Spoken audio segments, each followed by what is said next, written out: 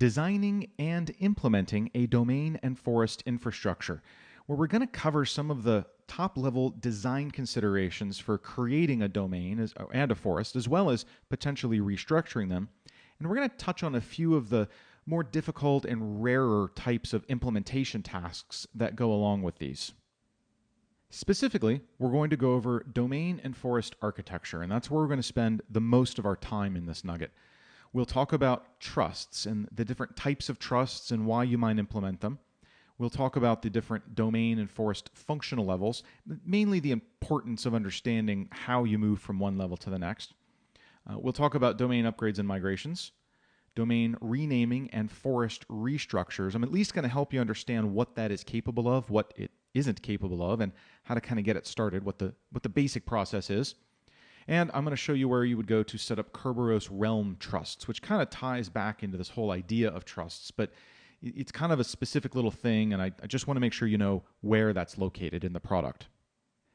Now, about half of this nugget is going to be focused entirely on Active Directory design. There's a few basic configuration and implementation tasks that you should already be familiar with. For example, you should already know how to install and configure domain controllers and how to create Active Directory groups and organizational units. You can watch the CBT Nugget series for exams 7410 and 7411 to pick up those topics. And in the series for 7412, you'll also learn how to configure an Active Directory forest or domain, how to configure the 4 different types of trusts: external, forest, shortcut, and realm, and how to manage trusts, including trust authentication and SID filtering. We are going to talk about what those trusts do and when you might want to use them, and we'll talk about what things like SID filtering are for and when you might want to turn that on or off. But this other exams series is going to focus on how to actually implement those little details once you've decided which one to use. So let's start with some basic concepts. One of the base units of organization in Active Directory is the domain, and that's what these little clusters of computers represent, are individual domains. And in a very simple environment, you might only have one domain. All of your users, all of your resources, and everything live in that one domain. And that's fine. That certainly makes things easier to engineer and to architect. But larger organizations often have needs, many times political needs more so than technical needs, that mandate the use of multiple different domains, and then Active Directory design becomes a little bit more complicated. The kind of main issue around having multiple domains is that you've got users spread out all across your organization that need to access resources, which are also spread out across your organization. So at a technical level, Active Directory makes this possible through something called a trust, which is what we're going to look at over here on the right-hand side. In any trust, you have 2 entities, a trusted entity and a trusting entity. In this case, I've set them up as domains. The arrow on this connection indicates that the lower domain, the one on the bottom, trusts the one on the top, making the top one the trusted domain. The idea is that security principals, users and groups, in a trusted domain can be assigned permissions on resources in a trusting domain. Now, why might you want to do that? Well, let's say that this particular entity and all of its resources is owned by the company's R&D, or Research and Design Division. They need to be able to maintain control over their resources. They want to decide who can access their resources. They don't want someone else making that decision for them. On the other hand, the corporate level needs to control who actually creates the user accounts. They don't want the R&D people just creating new users and groups and everything else all the time, so they set up this trust relationship. Corporate maintains the domain that has all the users, and in this case, because the trusting domain, the research domain, doesn't contain any users, it's actually referred to as a resource domain, indicating that it only contains resources. Now, the idea of a resource domain is not an actual Active Directory technical concept. It's a political decision.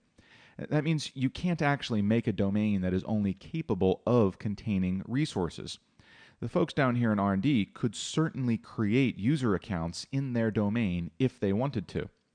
However, I've drawn this trust as a one-way trust. Now, that means if they do start creating resources down in the trusting domain, it could only access resources that live in that same domain.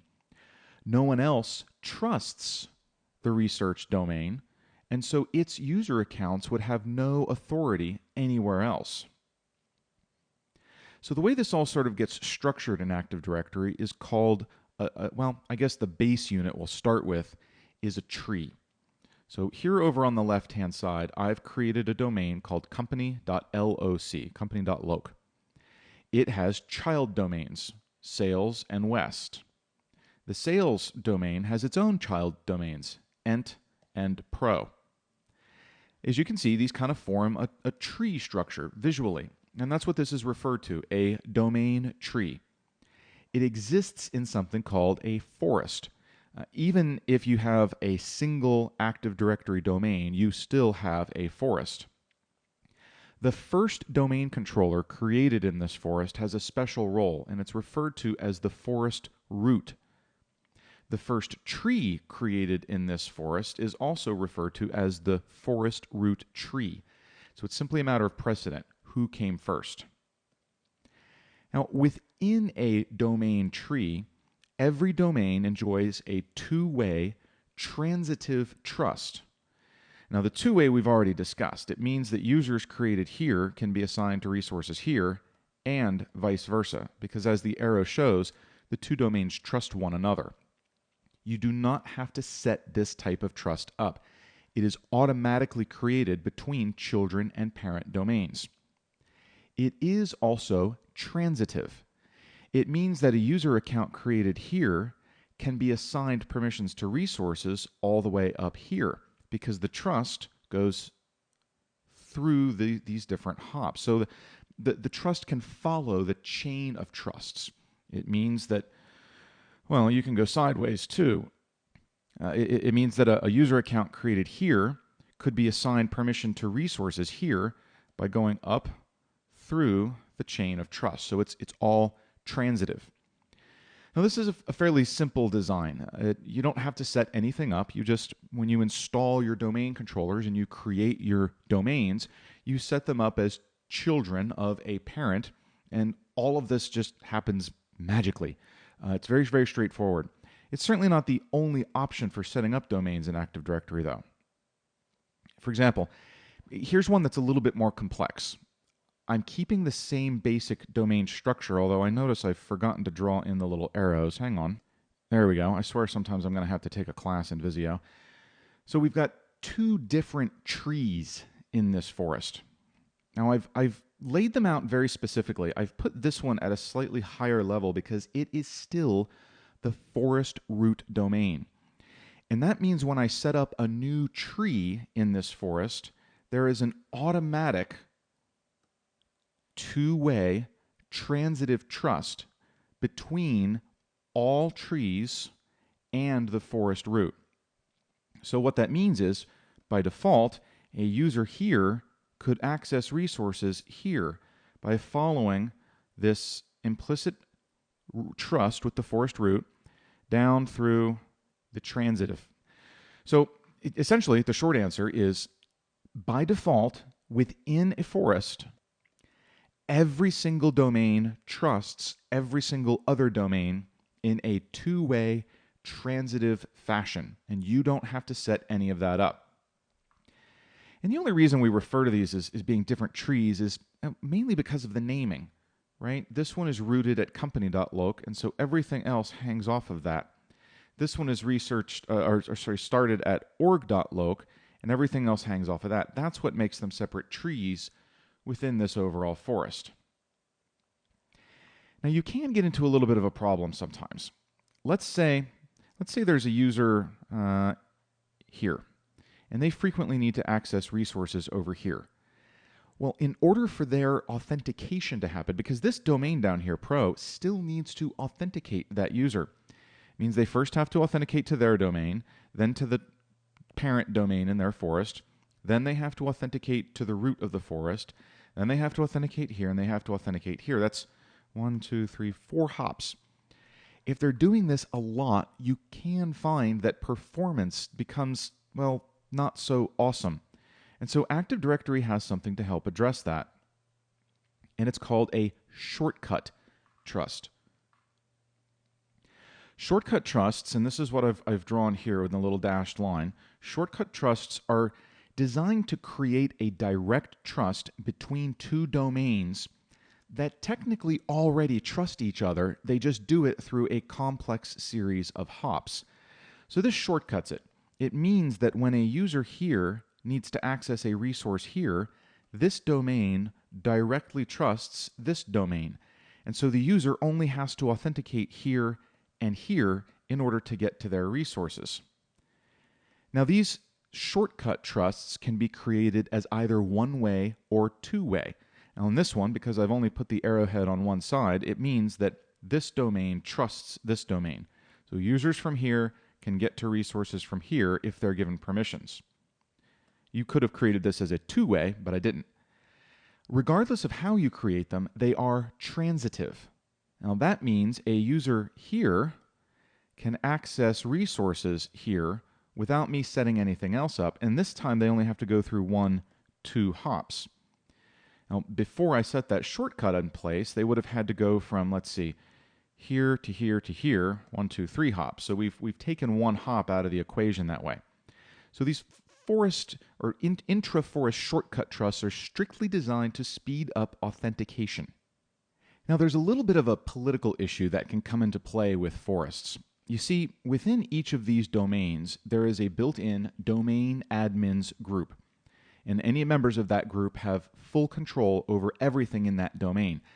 Now, they technically might not have permissions to say every file and folder and printer and everything else in that domain, but because they're domain admins, they could give themselves permissions. And so they're essentially regarded as the super users of that domain.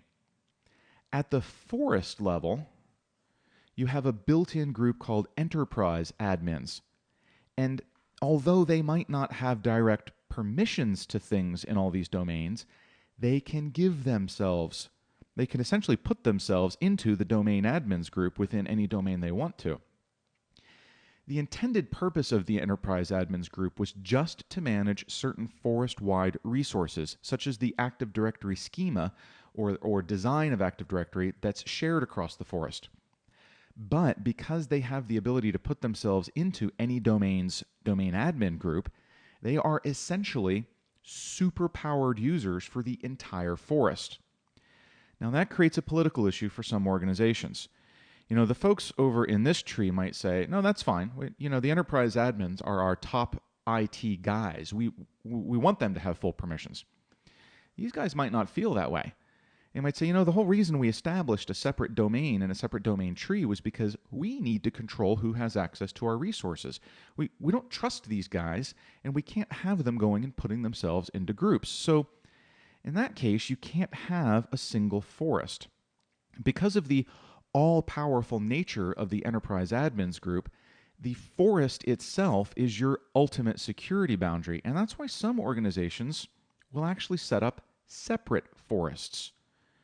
So what we've done here is we've said this has its own enterprise admins group, this has its own enterprise admins group, and this forest has its own enterprise admins group. And I, in here, can maintain full control over my own destiny. Now, we've still got users who need to get access to resources back and forth, and so you can create something called a forest trust. And as I've indicated here, these forest trusts can either be one-way, as in the case of this one, meaning this forest trusts this forest, so users here can access resources here, or they can be two-way trusts, and that's what the top one is. It means that users here can access resources here, and users here can access resources here.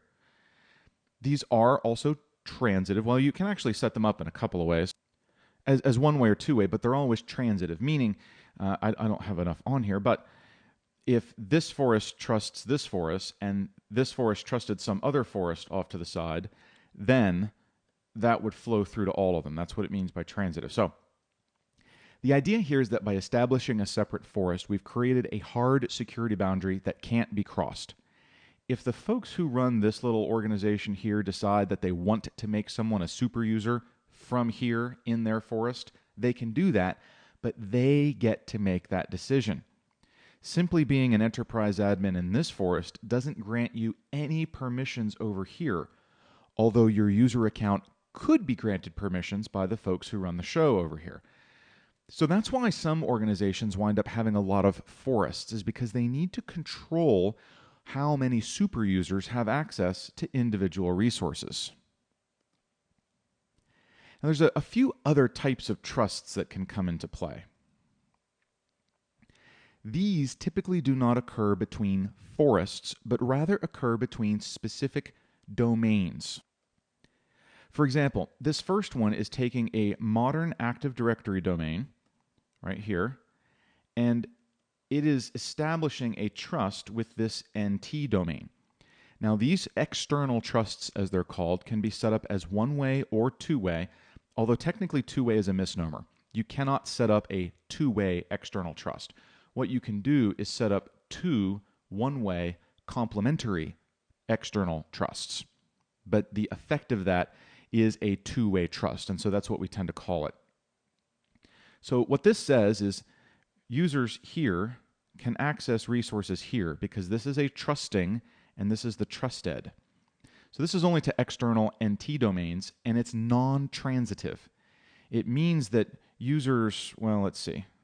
We would say that users here cannot access resources here. Even though this domain trusts this domain, this external trust is non-transitive. So if you wanted them to get over here, you'd have to set up a direct external trust. This second type of trust is also technically an external trust. Even though this is an Active Directory forest, there is no trust between this forest, this first one over here on the left, and between this one. The forests do not trust each other. Instead, this domain trusts this domain directly. Again, these can be set up as one-way or two-way. Well, one-way or two complementary one-ways. And it is non-transitive. So it's essentially the same as that this top one, which is trusting an external domain, an external NT domain, but it works with other Active Directory domains. And it does not create a relationship for the forests. It's strictly between those two domains. The last type of trust is called a Kerberos realm trust. And again, it is between one Active Directory domain and one external Kerberos realm. In the Unix world, which shares the Kerberos protocol with Active Directory, so it's the same authentication protocol, they don't have domains. They call them realms, although they provide a similar purpose. This allows cross-platform interoperability. These can be switched from non-transitive to transitive and back again, and they can be one-way or two-way. Although, again, it's technically two complementary one-way trusts when you physically go to set the thing up. But keep in mind that these Kerberos realm trusts, unlike the other external trusts we've talked about, can be transitive, although you can also set them up as non-transitive. Now, this business of trusting can get a little dangerous. For example, what we've said here in this diagram is that research.org.loc trusts partner.local. If someone's able to do something awful over here, they could potentially set up some bogus user accounts, and this domain would trust them. So there's a feature in Active Directory called SID filtering. Now, a SID is a security ID, or SID, and it consists of two parts. Each domain has a prefix, just a series of letters and numbers in hexadecimal that represents that domain. That prefix gets attached to the security identifier for each user and group in the domain. So every user and group in the domain will have the same domain prefix, and then a second portion that's unique to that user. Taken together, that SID uniquely represents that particular user or group, not only within the domain, but across domains. Now, SID filtering says that once the trust is established, the trusting entity knows the domain prefix of its trust partner. In other words, this trusting entity knows that it trusts A100345. When it receives SIDs, when people authenticate, it will only accept those SIDs that have the same domain prefix. If another domain prefix shows up, it won't trust that one. That SID won't be able to be used. Now, this is a feature you can turn off, and there's a reason the feature exists, and there's a legitimate way that this might happen. If this trusted entity had been migrated from another Active Directory domain, or if it had been migrated from an old NT domain, there might be something called the SID history, meaning a user account essentially has two different SIDs. They have one SID, and let's say we might say that this is actually one user. They have one SID that's from the current domain, and they've got one that they carried over from the old one. And if this trusting entity had in the past had a trust with the old domain, then it might have access permissions assigned to that old domain prefix. And in that case, it's completely legal and you want this SID to come through. So you would need to go in and shut off the SID filtering for this trust relationship so that the old SID could come through even though it doesn't match the domain prefix of the current trust. One thing you may have to do during your career is go through a domain rename process. Now, there's a couple of reasons you might want to do a domain rename. The simplest is just because your organization decides it doesn't like its domain name anymore. For example, over here, instead of org.loc, maybe they wanted to change it to org.com. And they wanted to change this one to research.org.com. And that's fine. A domain rename can take care of that. The other thing a domain rename can do is help restructure your tree. For example, let's say that the folks down here in ent.sales.company.loc no longer want to be a child. They want to take out the sales and just be ent.company.loc, which essentially kills this and connects them directly to the root. A domain rename can take care of that too. Now, there are a huge number of caveats and restrictions on what this whole process can actually accomplish for you. First of all, this is not supported in any domain that contains Exchange Server 2007 or later, and it is not intended as a routine operation. This is so not just a matter of clicking something in the GUI and typing a new name. This is a complicated process. In fact, I'm just going to be showing you how to kick it off and describing some of the basic design level concerns. But there's an entire massive document, which I'll point out, that outlines every single step you have to do. This is hard and it requires planning. It updates your domain name service, it updates group policy objects, and it updates service principal names. Now, a restriction, you cannot change the Active Directory name of your forest root domain, but you can change its NetBIOS name or DNS name, but you can't rename your forest root. This is actually one reason why a lot of organizations, back when Active Directory was just becoming popular, implemented what's called an empty root domain. So they would set up a root domain, call it, a.com, and they wouldn't put anything in it. They would just have a couple of domain controllers in it to maintain the domain and maintain the forest root, and then they would hang a child domain off of it, west.a.com or ops.a.com or something like that. And this is where they would put all of their users and servers and computers and resources, strictly because they knew this would never be able to be renamed. So if they ever wanted to rename something, they'd be able to rename this. You also, once you start the domain rename procedure, cannot drop or add domains. You have to start and end with the same number of domains.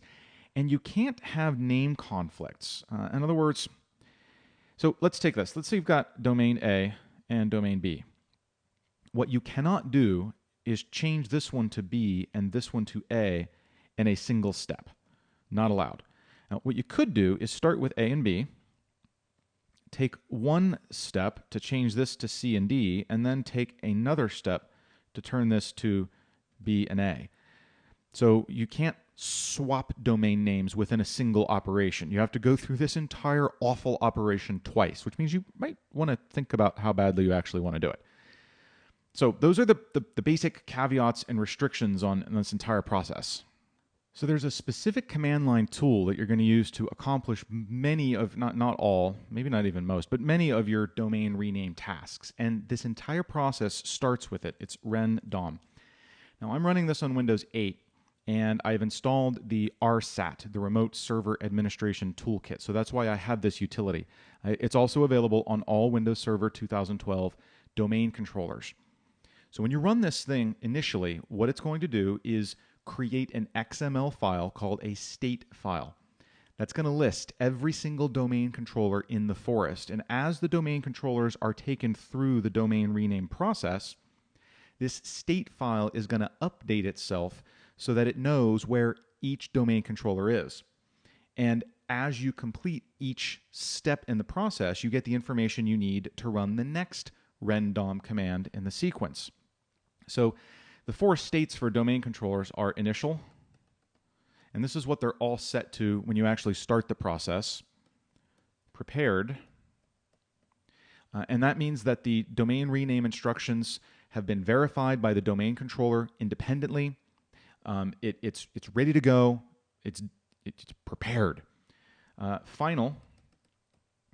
Now, this means that from the prepared state, the domain controller is over. The domain rename process has stopped, and the entire domain rename is done when every domain controller is in the final state. And actually, there are two final states: done, which is pretty self-explanatory, and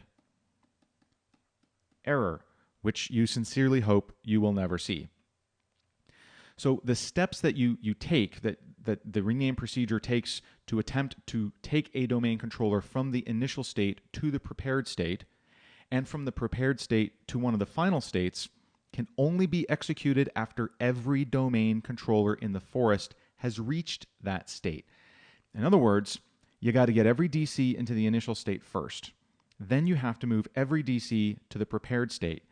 Then you have to do whatever tasks are necessary to move every DC to one of the final states. So the entire forest has to move together. Now, the place to go for the complete set of instructions, if you go to Microsoft's website, download.microsoft.com, and punch in domain rename, you should get a link to these domain rename tools. Now, this is older. The tools come with Windows Server 2008 and later, so they only had to make them downloadable for Windows Server 2003.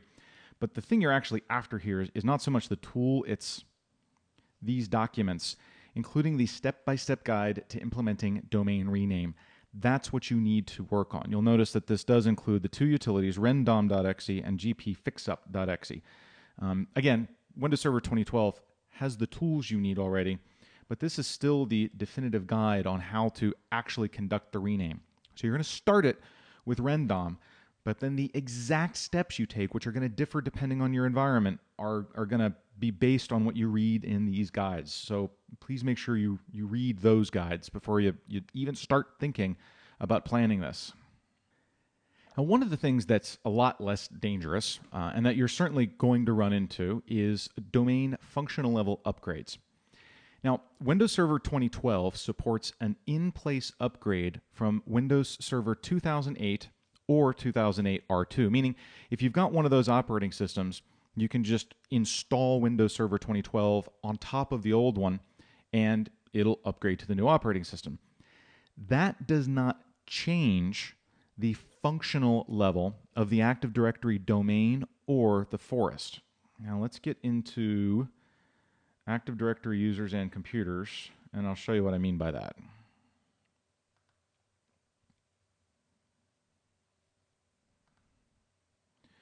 So I've got my domain here. Let's right click, and I can raise the domain functional level.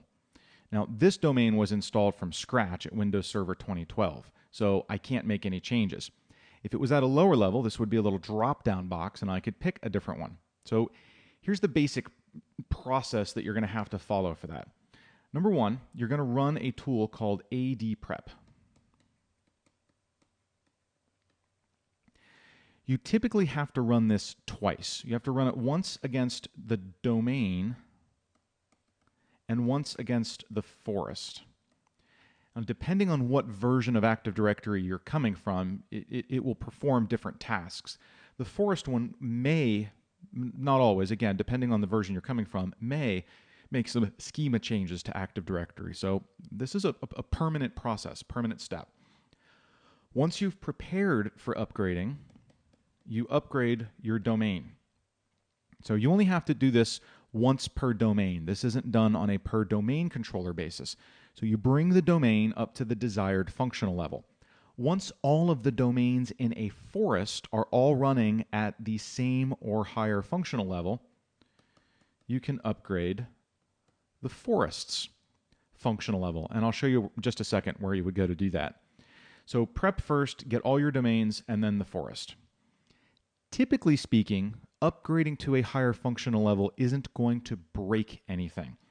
But the trick with this is that an individual domain controller only supports its own functional level and earlier. So let's say that all of your DCs are running Windows Server 2008.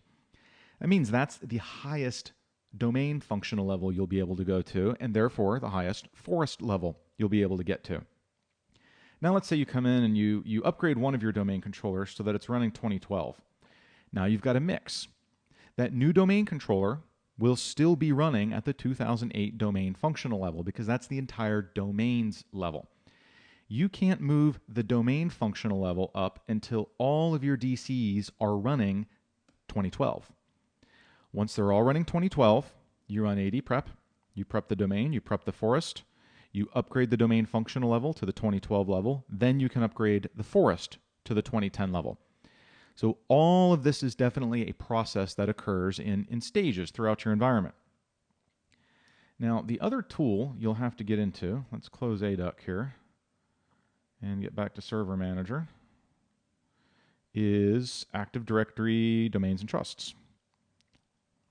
And there's actually a couple of things I can show you in this tool. So again, just going to switch topics on you now. Setting up your domains, getting all your domains to the latest functional level, get your forest to the latest functional level, and then you are going to be able to take advantage of all the latest features of Active Directory. You can get some of that same information from in the Domains and Trusts console if you prefer to use that instead of the Active Directory users and computers. And you can even make those changes using a Windows PowerShell command. So switching topics, as I said, trusts. We talked about the 4 different types of trusts already. Well, the 4 external realm trusts, shortcut trusts, as well as the intra-forest automatic things that are created. I wanted to show you where to create those. Now, as I mentioned, you should already know how to configure these from your prior work on the MCSA exam work, but in here in the Active Directory Domains and Trusts console, right-click the domain that you want to create a trust from, go to Properties, and there is a Trusts tab. Oh, notice this also shows me the domain and forest functional levels right from in here, so this is where you can go to check that. Create a new trust, and this trust will be good for anything. You can create it to a Windows domain in this forest or another forest. So a Windows domain in this forest would be a shortcut trust. In another forest would be an external forest trust. An external trust to a Windows NT domain, an external trust to a Kerberos realm, or a trust between this forest and another entire forest. And all you need to do, and I'm not going to run through this entire wizard, it takes a little while to run, but all you need to do is provide the name of what you want to trust, and then you'll get to fill in the rest of the details. And you can see the details that would show up. The type of trust it is, one-way, two-way, what kind of trust, is it a realm trust, is it transitive or not? And this is where everything is going to show up right here. So that's how you would go about implementing those design decisions once you've actually made those design decisions. Let's go back to Server Manager for the next task. Oh, actually, you know what? I take it back. This isn't the next. This is where you're going to go next. The Microsoft Download Center, and you are going to look for the Active Directory Migration Toolkit. Grab the latest version, and also make sure you grab the guide to actually using the thing, because this is the next thing we're going to talk about, is the design process behind migrating your domain or performing a restructure that goes beyond what you can do with a simple domain rename, such as if you wanted to consolidate multiple domains into one, maybe create a new domain and migrate some but not all resources to it, or even potentially stand up an entirely new forest structure and migrate all of your users, computers, and resources to that other structure. That's the other big task we've got to cover. Now, the first thing I'm going to direct your attention to is this Active Directory migration tool versions, because as we scroll through this, you're going to see that there was a specific version, 3.0, which was for Windows Server 2003, 3.1, which was for Server 2008, and 3.2, which was for Server 2008 R2. But we do not yet, at least as of when I'm doing this, we don't yet have a version that runs on Server 2012. We will eventually. I imagine it'll be called 3.3, unless they get really excited and call it 4.0. But there are some requirements on here. If you're running this on Server 2008 R2, all of your source domains had to be at least Server 2003, and the minimum domain functional level is Server 2003. This tool is designed to migrate your computer accounts and your user accounts, as well as your domain structure, organizational units, things like that, and even things like group policies and so forth, from one domain to another. You can use that in a variety of different scenarios to affect the type of migration you need.